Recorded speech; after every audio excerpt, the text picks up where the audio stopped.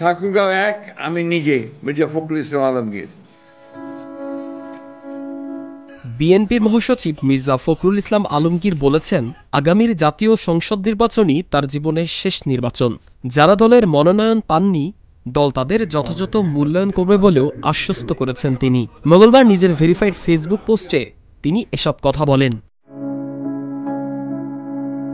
Facebook পোস্টে BNP মহাসচিব বলেন, সারা জীবন রাজনীতি করেছি, জেলে গেছি, আমাদের নিজেদের একটা গল্প থাকে, অনেকেই তা জানে না।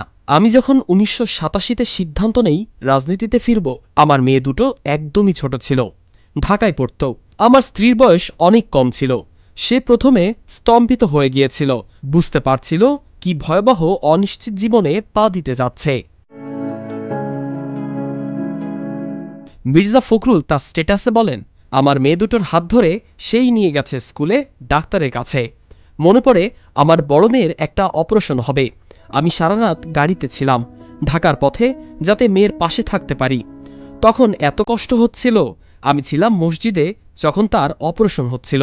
গল্পগুলো অন্য কোথাও কোনোদিন বলবো যদি আল্লাহ চান। এরকম গল্প আমাদের হাজার নেতাকর্মীর আছে। পোস্টে মির্জা ফখরুল বলেন, এই নির্বাচন আমার শেষ নির্বাচন।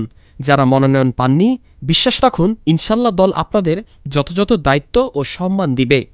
সবশেষে নিজের জন্য দেশবাসীর কাছে দোয়াও চান বিএনপির এই বর্ষিয়ান নেতা।